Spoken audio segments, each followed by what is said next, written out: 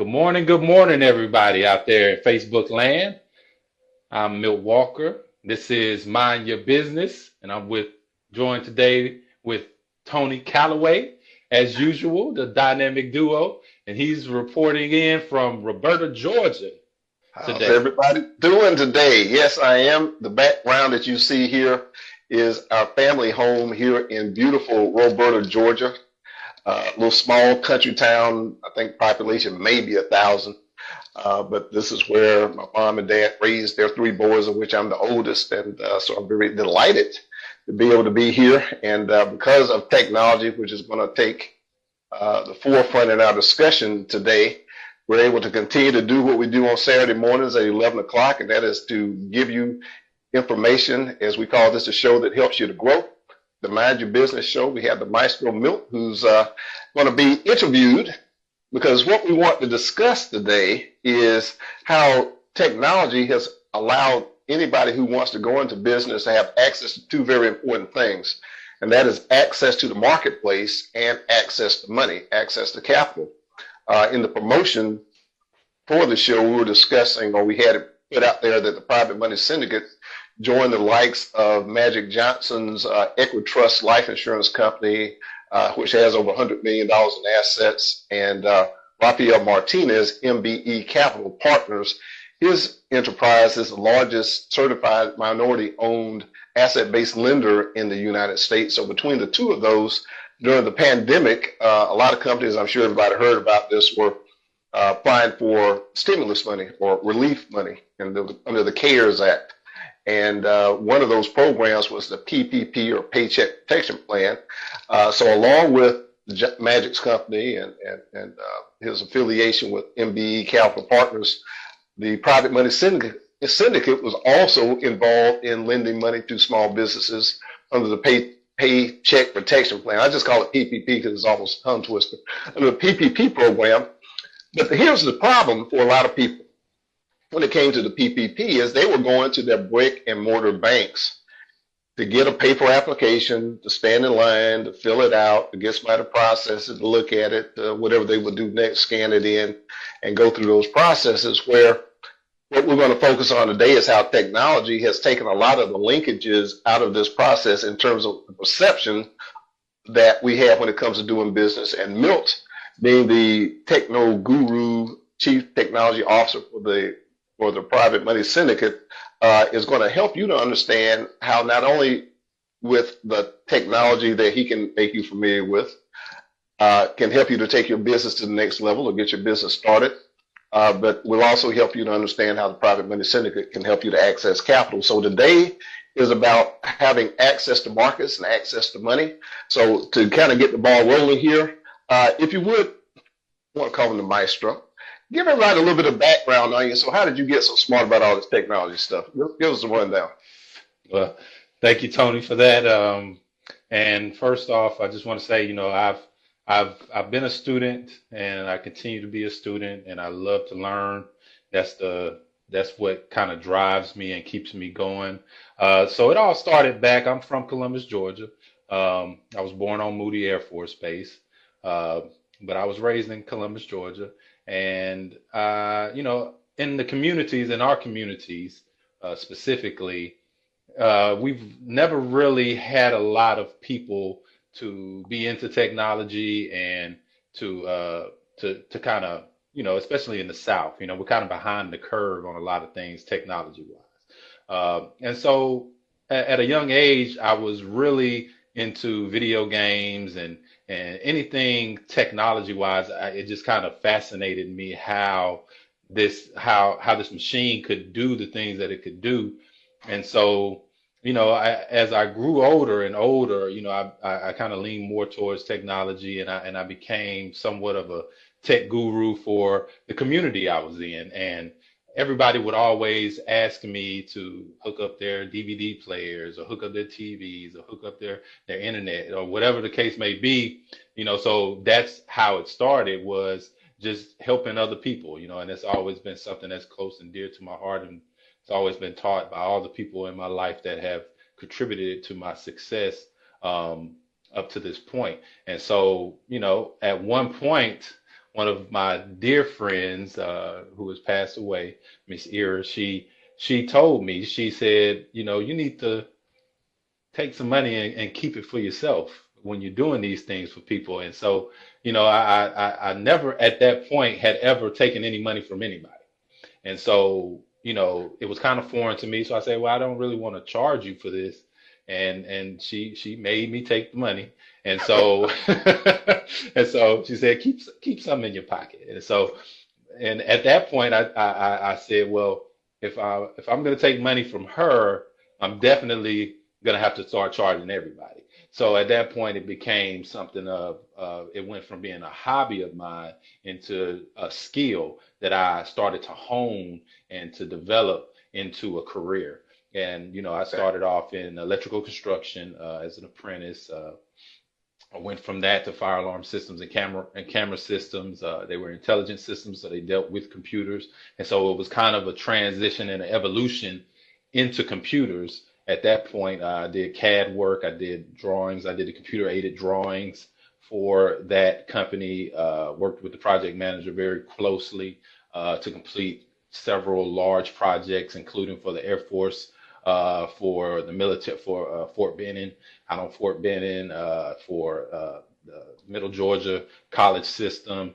We did some dorms and things of that nature. And so that just kind of exposed me to contract work. And so at that point, I was going to school at Columbus Tech, and I started taking up networking first initially. And from there, I just kind of developed myself uh, into a computer technician. And so, Mhm. I got a computer. It's kind of funny. I got a computer because I wanted to play some video games. And what happened was back at this time, and this kind of talks to just the history of technology. Back at this time, we used to download videos, download programs, and I was somewhat of like a little hacker. So I would hack these programs and I would do all these things. But back in this time, there were no laws against it. So it was just something that if you knew how to do it, you could do it, right? Right, And right. so, and so I did, and but dealing with that side of the coin, you get a lot of viruses and so on and so forth. So, long story short, I had to figure out how to remove these viruses and everything from the computer myself, and because I didn't have any money, so I was like, okay, I gotta fix this because I definitely don't want to have to pay for another one. And so, with that, that kind of just reawakened my sense of wanting to, to actually work in computers and deal with technology. And so from there, I continued my schooling, I continued my certifications, and I did contract work for Dell, I did contract work for AT&T. Uh, I did work for a lot of different companies in a lot of different areas. Also started learning from Google, learning about cloud technology, and all of this is over the span of tens of years. But it brought me to this point where I share my love for technology with everyone else, and I use it to help people. So that's my main mission statement, is to help people using technology. Okay. Well, I see that the innate desire to be involved in this started early, and it's interesting that somebody had to force you to take payment for services rendered, Right. but to the extent that there's a genuineness. And I always think in terms of people going to an area. I call it an avocation. It's something that you really love doing, and I think uh, anybody would agree with this. That when you enjoy what you do, you never really work a day in your life. It feeds your spirit to be involved with something. Now, I want to get really specific because the value that we want to bring to the viewers of this show, or we want to give you knowledge and tools that are going to help you to move forward. Now, the two of the big things that keep people stymied are often said, I don't have the money and I don't know how. Okay. Uh, Now, I have evolved in my understanding of technology. So let me just help some of the ones who say they don't know how. the simplest thing in the world is to find somebody who does know how and engage them. And that's what I did. I tell the story that my son challenged me to broaden our marketing and exposure using social media. We have for Sandra Kennebrew. And obviously, I thought about it because when I first met Milt, we were discussing doing a television show. Now, I've been in the private lending space for 3 years, but most of the clients then, in fact, is picking up now, more coming in through marketing. But everybody was referral, so I had this little rinky-dink website I made myself. But then I started thinking, I said, now people are like me. You see something to like, the first thing you want to do is go check out the website. Their website was not indicative of what I was already doing, let alone what we're doing now. So that's when we decided to join forces. Milt became the Chief Technology Officer. And now I was just telling you before we went live that I've had a few people who just remarked about how valuable our Private Money Syndicate website is as far as understanding what we do, but just understanding private capital. So having all that as a backdrop, Milt, when you, or let's just say right now you're consulting with me, that would make the dialogue realistic. And I say, hey, look, I've got a service, and give me some, basic 1, 2, 3 guidelines on how I need to prepare myself in the digital world to let the world know, give me access to the marketplace. What do I need to do to prepare my business for digitalization so that people can find me, know who I am, what I have to offer, and engage and do commerce with me, or allow me to reach out to them to do commerce. What's your response to that? Okay, well, it's a few things. First and foremost, the new real estate for business is the internet, and what that looks like is a website, right? And there's a difference between a web page and a website. A web page is just one single page. A website is multiple pages put together to create a website, right? And so that would be the first and foremost thing to get you to get your stake in the digital world, right? That puts you on the map. And I always use the example like this. If you're, word of mouth advertising is always good. It's a very genuine way of advertising. It's a very genuine way of obtaining customers because people trust the people who are sending those customers to you. And so with that, but what you have to understand is you're competing in a global market now. The internet and technology has made it where the playing field for businesses is pretty much even. And so to utilize that and to make the best of it, you need that website because it's just like putting a flyer up in your neighborhood or in your city, right? The only people that are going to see it are the people in that city. Now they may share it with people here and there, and so on and so forth, but it's not going to have that high visibility like a web page would, right? Or a website. Because once you have that website there, anyone in the world can see that. Anybody. Whoever's connected to the internet can see it. And I think me and you shared a couple of laughs about that before when we first started, with the web page, with the website and everything, started getting, people from India, people from Africa, just from everywhere, Asia, all types of places just contacting us about what you do. So, that's the power of it. And definitely, but again, so that's number one. But number two would be, before you go to number two, Milt, let me ask you, all right, now what are some of the key things that, again, who's going, I guess you can use some of the free platforms or inexpensive do it yourself, but let's say they're going to come to you. What are some of the things they need to be prepared to discuss with you that will help you to deliver the most functional product for them? Some of the logic that they need to have thought through in advance. Because I think what some people do if they're doing it themselves is they follow the template, but they don't necessarily give it the dynamic thought of what functionality do I want this to provide. And I know you helped me a lot when we were actually going through the process of building the site. So could you share? Yeah, I can. And that's a great question. See, what you have to think about is just like when you come up with a business plan for your business. You have to see your vision from start to finish. So you have to look at so what am I trying to accomplish with this website?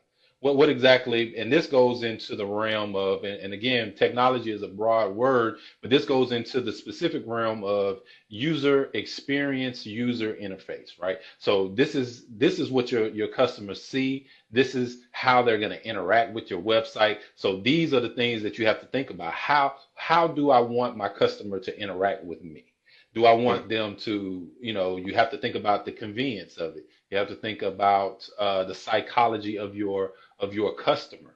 What exactly do they buy? What do I want them to buy? Right. So all of these things play into the construction and the molding of this website, which again, just like you just pointed out, it's really a wire frame, and so you have to kind of fine tune it to whatever your audience is, wherever your niche is, depending on the type of business, of course, it can vary wildly. And I think a lot of people see that, when they go online, they see these different sites and they see how different they are. And they might all start off the same with the same template, but it evolves itself into an expression of the business that it's representing, especially when we talk about business. And even in the personal arena, even if you're doing your own portfolio website or whatever the case may be, that's what you have to, what do I want to highlight? What do I want to showcase?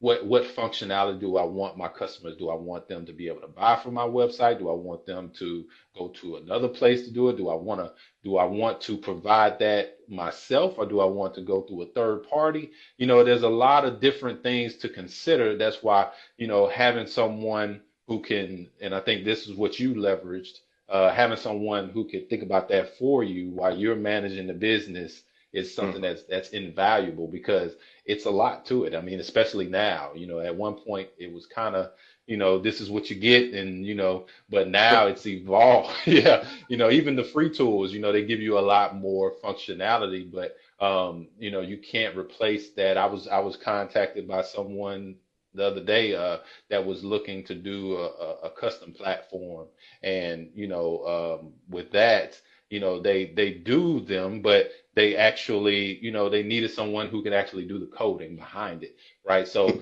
again, you have your different levels. When you get into the specialization of a specific type of knowledge, that's when it requires a little more study, a little more detail. Okay. All right. Now, what was the second point you were about to go to? So the second point I was going to go to was with that, right? So you've created a place where people will come. So that's what in technology terms, that's what you call traffic, right? So on the internet, we call it traffic. So you've created a place where people come to, and as that number grows, you're going to need something to help you capture all of the information that your customers are giving you, so that you can better provide services to them. So what that is called, that's called a customer relationship management software, CRM software. So that's what it's used for. It's used to manage your customer relationships, right? So you can determine if the customer's coming there, and again, it all ties into the design of the website. So if they're coming there and they're going for a specific purpose, you can literally make it where your website responds to them through the CRM to that specific purpose. And from that, you've gained the attention of your customer, and you've caused that retention of that customer. So now they oh, okay, so they knew exactly what I was looking for, and they answered that call. And so that starts to build that relationship. Again, as we know in business, and what we talk about all the time, and what you highlight perfectly is, that's what business is. It's relationships. It's building those relationships with people so that you can get something from them, and they can get something from you. And that's good business. And so that's what you're answering from using that CRM to do that. So that would be number two. So let's say that one is you've got to create the picture. I use as a metaphor for the website, something that's going to attract and engage your prospective client. The second step is where you actually take that contact and start forming a relationship using the CRM. So I might be getting ahead of you, but I'm trying to, think, all right, so now that I've got this relationship, now I want to lead towards some type of transaction. So is that, Right. oh, okay, I'm fast, steady. Okay, so That's let's talk right. about third step. So in the third step, so now you go to depending on the interaction, right? If it goes from website to CRM to sale, right? So then you're engaging with your customer. You do whatever it is. Let's just say it's a boutique, right? You create that order. All of these processes can be automated with technology, and so you create that order. It gets shipped out. The customer's happy. Everything is good. Now, if it's a little more deeper than that, right? You still want to keep that customer. You don't want the customer to just have a one-off experience. Okay, well, I got that from them and that's it. So with that, you definitely want to utilize the power of social media. You want to be able to tie in your social media by creating a community to where people can congregate about whatever it is. Like, say for instance, in my case, it'll be technology, right? And so people will come there and say, well, hey, what technology can I use to get this done in my business, or to build this part of my business, or to help me to be a Fortune 500 company without having to hire 1,000 people right now, Right, right? right. So that's when you talk about automation and being able to automate these processes. And so that's the power of it. It allows you to scale it to the point where, as your website draws the traffic, and your CRM gathers the information, and your social media presence builds your community, right? Right. Builds your customer base. So now it's a whole ecosystem. Now you have created essentially a whole ecosystem of your business, and Oh, that provides services and information to people. And so now it's a living, breathing entity of itself, and then from there it scales to, whatever your imagination can consider. yeah, and you just hit on, I hadn't thought of a fourth, but fourth is scale. So fundamentally, and you can expound on it, once you've got a model that works, you're able to quantify who your customer is, how you're able to communicate them, because even with social media, you're able to get the engagement statistics. And then wherever you choose to leverage whatever products you want to focus on or services you want to focus on, Right. the economies that come from now that you figured it out just make the margins exponential, because you don't really have to invest any more in infrastructure, not much more. Right, exactly. And that's one of my specialties, would be cloud computing. And that's where it really shines, that type of technology, because it allows the automation of the scaling process. So as long as you have a process, and once you've developed that process, just like you said, then you can containerize that, and it's in a container. So what happens is it duplicates that. And so if overnight you get 1 million visitors to your website, automatically it makes multiple copies of your CRM so that you can scale up the amount of people that you can hold in your database.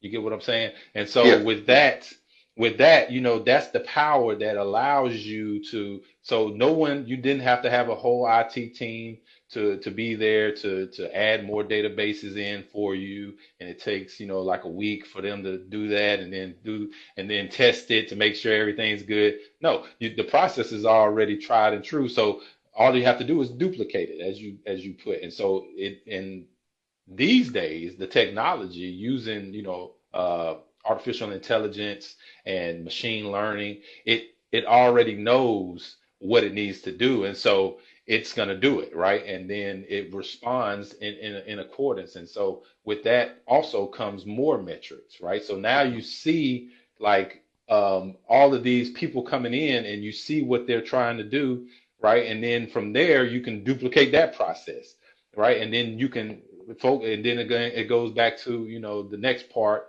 which would be marketing. And so you feed it back into your marketing, and then you highlight that, and then as it just continuously feeds itself and grows and grows Seems and to grows. perpetuate itself and Right, right, spiral right.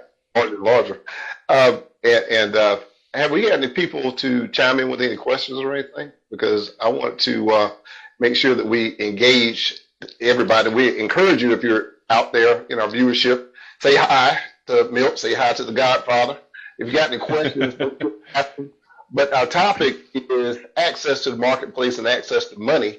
And depending on where you may have come in Milt's conversation, he was just making the point that, the website is the new real estate. And to the extent that some of the other attributes and other components, the CRM that you use, and then your processes on the backside to actually do e-commerce, to handle payments, to automate delivery and shipment, all those things are part of where the expertise that Milt and people like him are able to basically take your idea and put you in the marketplace in a matter of days, or certainly I'll say weeks for sure, because he and I spent quite a bit of time thinking things through before we actually started, and it still amazes me what we've been able to do. And I will go back to the comments I was making earlier using the Equitrust Magic Johnson's insurance company and MB Capital,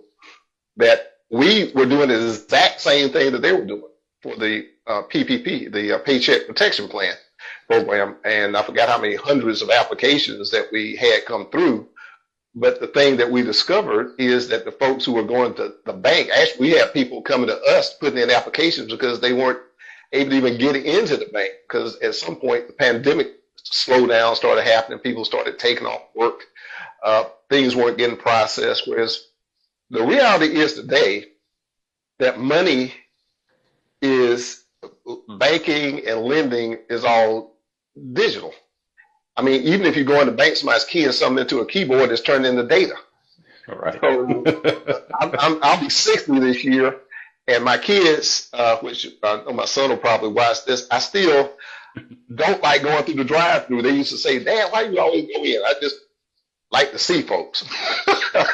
And the bank is the same way. When I do go to the bank, I go in. But at the same time, so much of my pay is direct deposit. I can transfer funds. People have Cash App, Venmo, PayPal, all these digital currency. We pay bills online, all these things. So the notion of borrowing and the notion of banking, without thinking about it, really is disintegrating or transforming into the digital commerce that we're experiencing, in the way that we can go shopping for groceries and having pizzas delivered, which I think probably one of the first delivery things back in the 60s or 70s.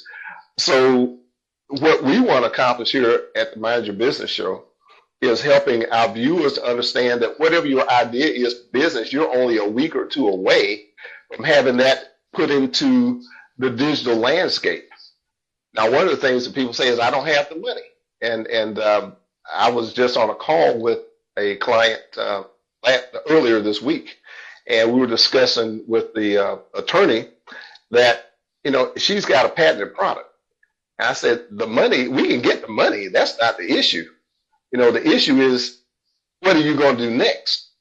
And so, the challenge that I present to everyone to think about, and I love to have some conversations. If anybody will contact us and let's engage in that dialogue, is what idea or dream do you have that access to the marketplace through technology, or access to capital through private money lending, can solve the two biggest problems that most businesses have when it comes to doing business? How do I let the world know I have a product or service? And then how do I finance myself to get this up, running, and operating? So, we're here to serve you. We're here to help you. We don't just do this Milt's Chief Technology Officer, but we're a bed of resources. We have Lindsay Richardson, who can help businesses get government contracts. She was our guest last week, I think, 2 weeks ago. We have graphic designers, graphic artists. We have social media experts. Yeah, we got Kira, we got Versandra, we have a patent attorney, we got a chief financial officer for you. Who else do we have? Real estate advisors. I mean, this is where you come to get what you want. The Private Money Syndicate. And we're talking about it today on the Mind Your Business Show. So before I get all hyped up, did we have anybody who had anything for Yeah, us? we did actually. I wanna bring some people into the spotlight. So, hello, Miss Tamara Chandler. Mr. Ryan Calloway is in the audience. Justin Allen, what's up, Justin? All Uh, right. Nikki. Justin Allen, he's our business consultant. Glad to have you here this Right. morning. Yep. Yep. And Ryan's my baby Nikki. brother. Nikki McNillaby. And Ryan asked a question. He says he's the owner of AMI Photography and newly relocated to Atlanta.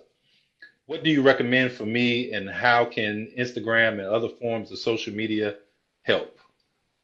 That's a good question, Ryan. So let me answer that a little bit. I think I did a little bit. I kind of went into the social media aspect of it just a little bit, but usually social media technology, it's a new form of communication, right, between people.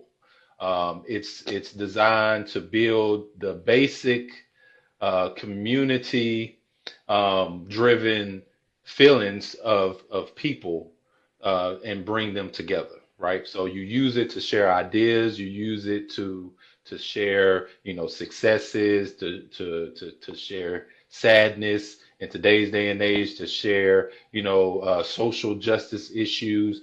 It's used for a lot of different things, but it can certainly be used to promote your business in the same way. There's always people looking for those services, especially photography. One of the companies I also work with, they are a art and publishing company, and they deal in photography as well.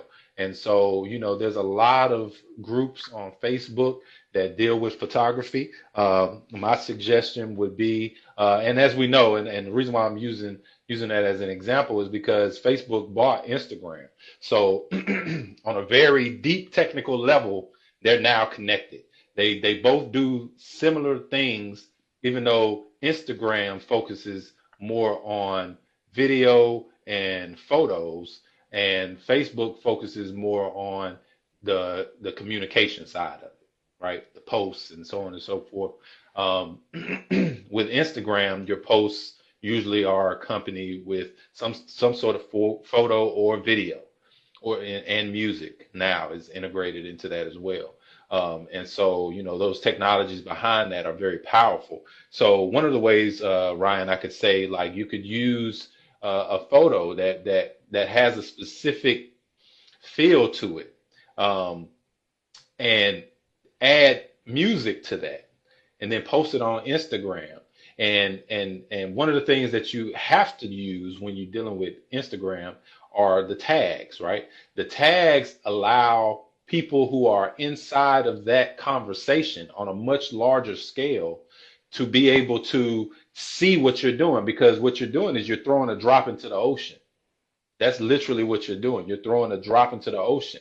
Nobody's going to see it. But once you put those tags on there, it directs that current to exactly where that, let's just use the analogy, school of fish is located. And so they receive all of the information that you are providing, right? Anybody who's following those tags, those are the things that they're going to see, which is just their interest, right? So that's the expression. The expression through the social media is the interest of the person. And so again, it's a human connection that you're doing. The technology is designed to connect humans. That's what it's designed for. But definitely with business, it can be used to connect you with your customers. So that would be my. Let me ask you a question as you were talking about tags there. Mhm. It was like I was telling everybody, find somebody who knows how to do things that accelerate the process. I'm learning. So if I know that, using Ryan, because he and I share a love of photography, but as a photographer, let's say that my area of focus for this particular promotion, let's call it, would be for weddings. So I would put a tag on there that would say things related to weddings, like reception, wedding photo, those kind of things, so that it would identify the target market of people who this would show up in their Instagram feed. Is that how that will work? Okay, Yeah. so So the other part of that is, now this is the marketer side of me, is in marketing, you want people to feel something and do something. So from the standpoint, because the tagging can direct this to your target market as the person who is marketing to turn this into a transaction. What do you want that person to feel? You want them to be amazed by how beautiful the bride's image is. And then whatever the text you might have with this, or the music, or how you want to affect the action, call to get a estimate or schedule a conversation, or that call to action. Because I think a lot of times when people advertise, they don't, because one of the things I've learned about social media, and Brasandra and both of you have been good about this. What do you want people to do? What's that call to action? And then the technology that Milt has been talking about gives you a way to capture that person's contact. So even if they don't go all the way through, you targeted them, you got to them. Now you have some way to communicate, and you can be in control of the communication. You can reach back out to them because now they're in your CRM. You know which ad or which image or whatever they responded to. So you have some usable intelligence that can allow you to start building that relationship that'll turn into the transaction. And before unless you had something else at that point, Milt, I was going. Yeah, well, I just wanted to touch on something else because you kind of touched on it right then. Okay. Nikki actually had a question. She said, "Can you use data for marketing?" Right. So that's exactly what you were just talking about, and I just want to kind of tie it in from a technology standpoint. That's exactly what you use data for. You use it for marketing. You use it to gather insight. Is really what you're doing. And the insight can be used for a number of things. Of course, we know that this insight can be used for social change. It can also be used for marketing, right? It can also be used for, just learning in general, just knowing that what works and what doesn't work. So you can look at, as Tony was just pointing out, you can look at which ads are performing well. Which posts, if we bring it back to the social media aspect, which posts are performing well, and you see, okay, well, people are responding well to this, and people are not responding well to this one. So we can just focus on this one, and that gives you a target. So instead of you just spraying out messages all over the board, hoping to hit something, you can have a very targeted approach at your marketing strategy, which in turn keeps your marketing costs down because you don't have to experiment as much. And even without putting money into it initially, just experimenting like what we were talking about the tags, just experimenting with the information that you receive from the platform itself. Because all of these tags and everything, you can go and you can search them on Google. That's why they have people who are data scientists. Part of cloud computing, you have to learn about data science, right? Because the database that you're creating for your CRM, that's what it's built on. You're building it to be able to respond to these insights. That's what a CRM does. It takes the data, it uses the insight from the data, and it does a specific action. So that's the science behind it. So yes, Nikki, you can definitely use data for marketing, definitely. And I want to give a special shout out to Nikki. As of yesterday, she is our newest affiliate and member of the family. Welcome. Down in St. Petersburg, Florida. So welcome to the family, Nikki. I'm glad you're tuning into the show today. And I did want to throw one other piece because this is all exciting and relatively new. When we started doing some Facebook advertising, I discovered that, and then I started targeting that I was getting more response out of Dallas, Texas, and Los Angeles, California for a particular offering that we were promoting. And so as opposed to having Columbus, Georgia, I had Detroit, Michigan, New York City, I had Dallas, Los Angeles, and there was one other major metro area that's eluding me. And so I started looking at the graphs. It's like, here's Dallas, here's LA, and everybody else was down here. Okay, put all my chips on LA and Dallas. So, from the standpoint to Vicky's question, you get these analytics that allow you to make decisions when you start looking at the demographics. The biggest response we get for anything we've done in Facebook has been from women, aged 35 to 65. right? I don't know. I guess guys just don't like being built. I don't know what it is, but but so when I'm thinking of what do I want my ads to say, what imagery do Well, I want actually, Tony, to so Tony, that brings up a good point, and I was just talking about this. The Okay. insight from the data, what that really tells you is, and when you see these reports that talk about more women becoming Mhm. entrepreneurs and business owners than men, now this is the data behind that. Okay. When you see that, that's what it's telling you. It's telling you that more women are studying this or looking at this than men, right? Right. Now, Right. it could be for a number of reasons. Of course, you have to kind of look at the data from a non-biased perspective, but it could be that most of the men that are in that specific range that you're looking at already are in business, right? So they might not be as interested in it as somebody who's trying to learn about business. Mhm. But again, these are the things you can glean from that data, and you can say, okay, well, this is what it is, and that's why it's important to have someone who knows to set up the environment to a point where you can really draw the right information from it, Exactly. because those biases they are a part of the data. Right. So you have to be able to sift through that too Right. as well. Gotcha. So, Well, Milt, I want to throw in a quick plug before we take another question for the okay. private syndicate. We are here to help to power your dreams with private money, whether it's for real estate investing or for business, any kind of money you need. We're the platform. We're the folks who can help you to find it. This has been an incredible week of deals that we've worked toward funding. Milt and I were just using our calculators before I want to even bring that up, but I mean, we're talking about deals with nine. Just a blessing to, be able to connect with folks and then be able to bring the right people to the table. Our purpose is to identify what your needs are, help you to structure the right type of capital to meet your needs, and then go out to our set of relationships of trusted lenders, as well as in some cases equity uh, capital resources to help you to fund and grow your businesses or fund your real estate acquisition or refinancing. The challenges are out there in terms of the capital markets because of COVID-19. We got rattled a little bit, but the private sector is coming back strong. We've got a lot of deal flow going. So whether it's $5,000 or $500 million that you're looking for your business, Private Money Syndicate is a place to come.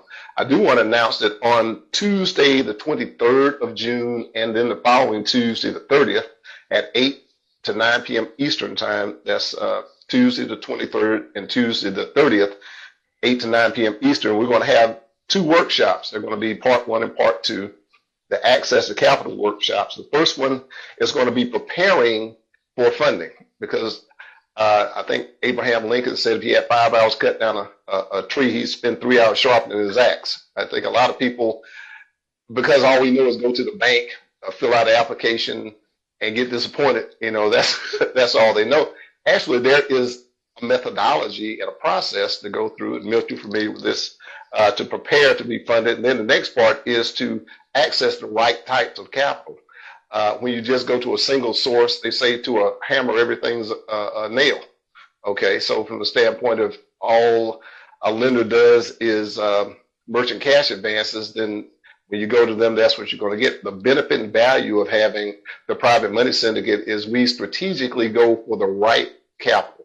Now, right could be a combination of the type of financing as well as the fact that you can actually get it. Or it could be the lender based on your relationship that you want to be able to get access to capital over some extended period of time where this becomes more strategic, like a arrangement I set in place over on Friday with some guys who want to go after 60 plus unit apartment complexes, residential, multifamily residential around the Midwest, where they're looking for somebody they can know what their appetite is for capital, and they get to know what kind of deals these the redevelopment guys are going after. So that's what we do for anybody. Okay, in most cases, there's not much in the way of any upfront fee, but what's on the backside are your dreams. And I always say that there's never been a loan application that's been filled out that didn't have somebody's dream attached to it. So if that's you or anybody you know, make sure they get in contact with us by going to privatemoneysyndicate.com. That's privatemoneysyndicate.com and schedule an appointment to talk with the Private Money Godfather, and we'll make you an offer you can't refuse. All right. So, Milt, do we have any other questions or comments? We do. So there's a question from Kenneth Walden. He says, I'm new at this. I'm looking for information on how to advertise my biography. I am who I am. And so again, going back to those three things that you want to have starting off, if you are looking to advertise an already published book, you definitely want to have your own website. You definitely want to have whether it's, and I would suggest that you make a website based on who you are as an author, and then add some sort of store or e-commerce to that, where you can use that to sell your book, as well as, of course, adding to that your community, your social media. Try to secure all of those things all at once. You want your domain, you want your all your social media excuse me, to be the same essentially, so that when people see you as a brand, they can literally tell just by looking at your website, just by looking at your Facebook page, just by looking at your Instagram page, just by looking at your Twitter, whatever you choose to use. They look at that and say, okay, that's the author Kenneth Walker. I know that from the brand. So when you set yourself apart that way, and all of it is connected, it's a lot easier to keep your customers engaged, because when they go here, they see you, they go there, they see you, and then, okay, well, yeah, I like what he's posting on Facebook, so let me link from Facebook to his website and buy his book, right? And so that's how you connect the dots. They all have to be, strategically placed to where it all speaks to what your vision is. And again, with you specifically, you want to sell your biography, and you want to market that, and utilizing your website is a great way to market, because like as Tony was talking about, providing ads and stuff on Facebook and so on and so forth, you want that call to action. You want to be able to tell them, okay, go to my website and buy my book, right? Or go to, whatever platform it may live on and buy my book, right? Or to all of them, right? That's the power of that, and that's why it's as I was telling Tony earlier, it's a jumping board. From there it leads to all places, because the internet connects everything. So let me ask a question related to that. Now, landing pages and funnels, I know they're related to the website, the CRM, but if you could explain, I guess the time is starting to wind down, because I was thinking about the guy who's an author, like sometimes the first step might be to get a free something, and then they do something, then it goes through a sequence to ultimately you wind up, and I'm sure you've done this, where you pay the $9.99, then they offer you a $37 course. It's half price if you do it right now, kind of thing. So, landing page, funnel, I'll let you take it away and discuss how those are web-based tools that help to do those three things: get attraction, get a relationship, get a transaction. Right. So a lot of things, and I always, tell people, I always recommend that, again, you use your website as your landing page, right? But if it's specific, let's say, for instance, in this particular case, you want people to buy your book, so if that's the case, then you would specifically, from whatever place you're putting this ad, you want that link to lead directly to the buy now place, right? So from there, it goes to your website, right where your store is, right where that book page is, and they can buy right then at that moment. Because what you're trying to do is you're trying to put the least amount of resistance between the point where your customer decides they want that book to the point where they buy the book. So the least amount of space in between there, the more um, the more chance you have that they will complete that transaction, right? That you will actually get that transaction. So when you think about it strategically that way, when you put it out there, a lot of people use well, I won't say a lot of people, but some people use landing pages for that purpose, right? So they'll have it where you go directly there. The problem with that is when you don't have any other content attached to it, if it's just by itself floating out there, your big search engines and Facebook is a search engine as well. So they have their own search algorithm. And so these algorithms, they rate pages based on the information that's provided inside of them. When they see that it's just one page, and they see that it's a very one-dimensional thing, they rate it very low, because in the history of technology, these pages have been used for a lot of nefarious purposes. And so they don't have a good reputation. So it's not as good to use that as it is to use your own website. But if you do use it, then you want to use it for that purpose, to specifically provide something for that person right then at that moment, right? Or a specific call to action, right? Whether it be, contacting you right then, or whether it's, providing the ebook, and stuff like that. And I challenge you to go and look when you find one of those links. When you go to it, you can look on the address bar and you'll see that is actually attached to another site a lot of times. And if it's not, then that means that they're using some sort of technology that actually provides that service for them. Like, say, for instance, there are some CRMs that do provide a campaign for you to provide an ebook. But what does that mean? That means that it creates that landing page for you. So when they go there, they see that, they see the contact information. Once you put in your contact information, it sends you a link in your email that says download this ebook, right? And so all of that is part of that one process. If you're going to do it that way, then that's the way that I would recommend it, just because, a lot of times, these pages are but you still want to have your presence online. So because when they see that, they may be taken aback a little bit and say, not really sure about this. Let me see if this person if they actually have a website, they actually have content, right? So if they search you and then your website comes up, your Facebook pages come up, you have all this credibility attached to your brand, as well as that, oh, okay, well, all right, I'll go ahead and put my information in there. And so you build that confidence into your customer, so that, because information is at light speed now. So it's nothing for them to stop what they're doing right then and Google you, right? You've heard that term a lot of times where people say, okay, Google me, so, and that's literally what they'll do. They will go and they will Google your business and see if you pop up.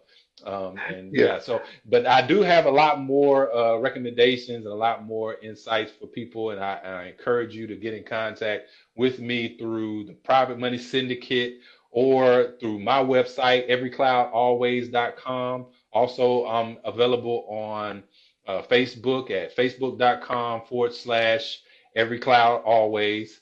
The name of my company is Silver Lining Consulting, LLC, and we provide IT consulting services for our customers.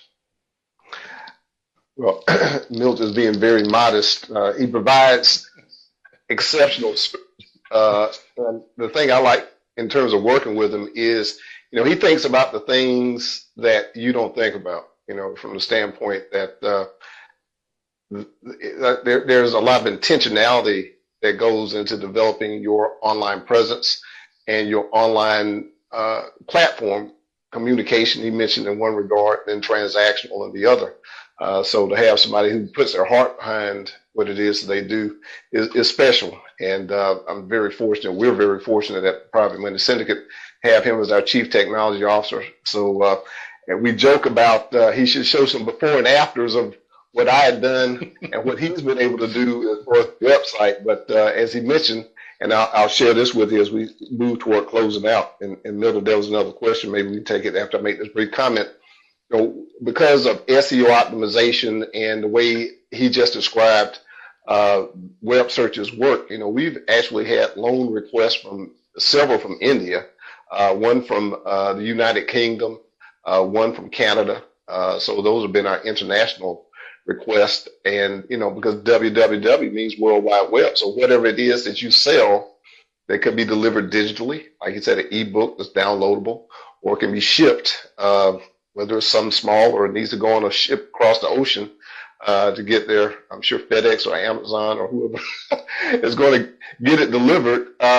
We have access to the world now. We have access to it not only to do business, but as I said, capital is digital. You just have to come to the right place to where we can help you to get access to it. And we have the tools, techniques, and technologies here at the Private Money Syndicate to help you to do that. And so we're a team here to support you, powering your dreams, private money, and all the other resources to make that work for you. So, Milt, do we have anybody else out there? Any questions or comments? Well, we had Karundi. She came into the audience. She just wanted to say hello. And so, hey, Karundi, how are you? Yeah, she was last week in the right. Talking about how her business was without her, and we're proud of her. So, thanks, Karundi. Appreciate the shout out. Yep. And that's pretty much it for now. But we appreciate everybody for tuning in this Saturday and spending a little bit of their time with us. Hope you gained something valuable from what we've been discussing. I hope you gained something valuable from every Saturday that we go live and share these insights, especially from Mr. Tony Calloway, who has over 30 years of experience in the financial industry that I continuously learn from, and I'm very grateful to have a position at the Private Money Syndicate and to be able to help in any way that I can. And so thank you everybody for tuning in, and Tony, take us out. All right. Hey, we love and appreciate everybody. Like I said, live from Roberta, Georgia. This is a show that helps you to grow. We'll see you next week. Take care. Peace.